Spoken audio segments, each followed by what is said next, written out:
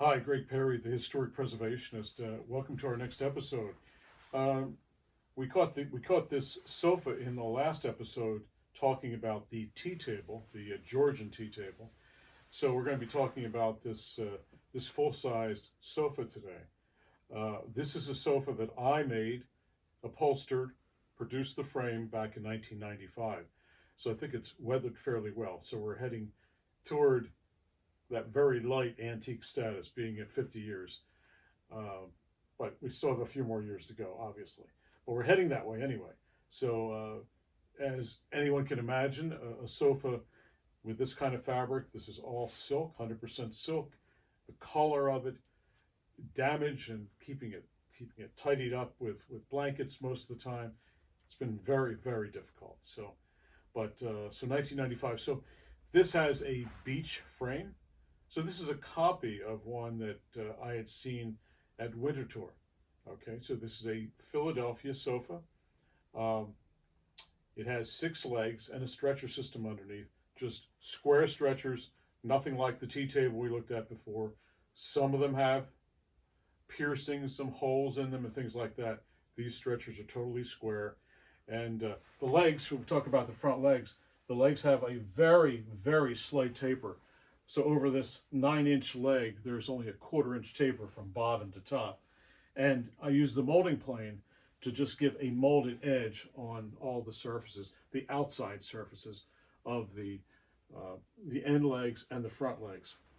So what got me, why I wanted to make this, and probably have made about 10 sofas in my career. Not that they were always that hot and jumped out the door because they were very costly. And we'll talk just a bit about cost, and it's almost inconceivable today, uh, to make this sofa back in the day. The frame was about $10,000 for a client, and that's what my shop was charging in '95. And the 12, 13 yards of this fabric, all silk, scalamandre, the lovebird fabric.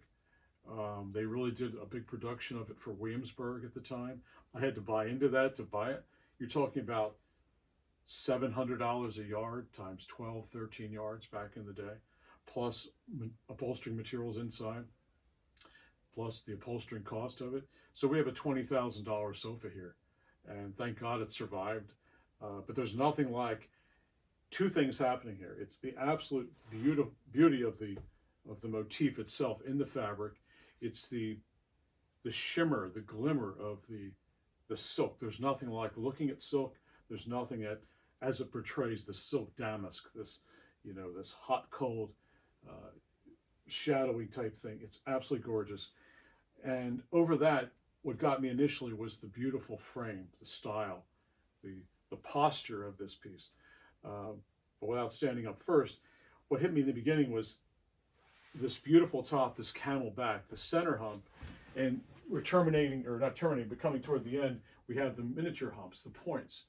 And there's another uh, piece in Winter Tour that, and the Metropolitan, that matches this, a love seat, a settee, and that has a walnut band that goes around the front. And we'll get to that at a later date.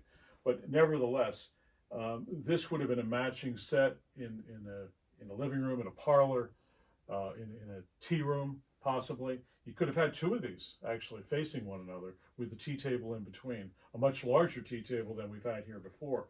But initially, when you're in it, this is not the type of room it should be in.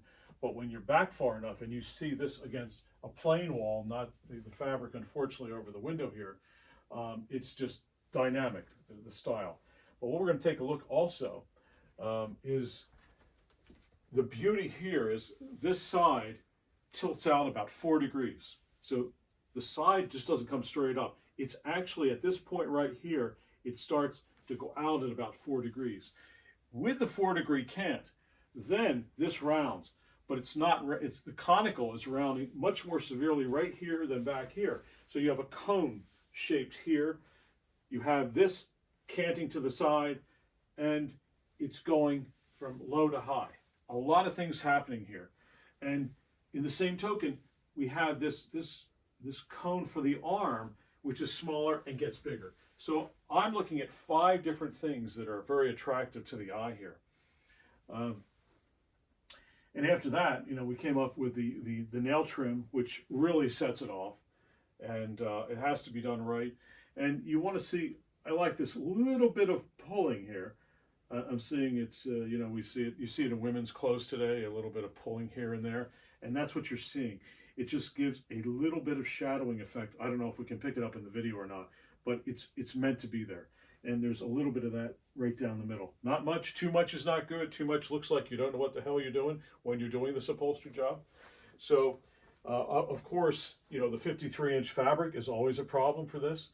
And for me to sew, here's your seams, and they've held up fairly well. This is the most difficult fabric to sew, is a totally silk-tight damask like this, because you pull it a little too much this way and that way, and you'll see the striations, and it gets very ugly. So you have to be very, very careful. And in addition to the cost of this thing, it's crazy. So we looked at the sides. They're going total of 5 different angles that are happening there that make this very, very eye appealing. The back, and then the serpentine front. You see a lot of these sofas with a straight front, and they're just boring as hell. You could have all those other elements, but just this adds the visual complexity. It's a real turn on to the eye. Pretty much straight in the back. We're not going to flip it over, but so the lovebirds. And as far as I know, this is only made by custom applications anymore.